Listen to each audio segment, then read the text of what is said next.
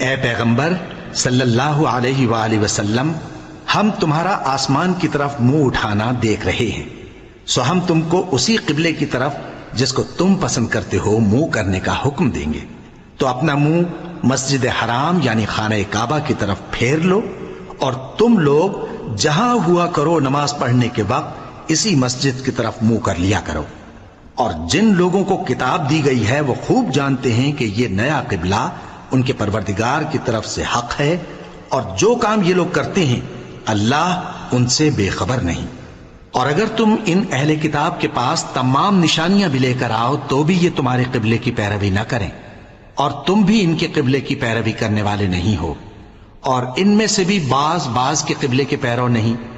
اور اگر تم باوجود اس کے کہ تمہارے پاس علم یعنی اللہ کا حکم آ چکا ہے، ان کی خواہشوں کے پیچھے چلو گے تو ظالموں میں ہو جاؤ گے۔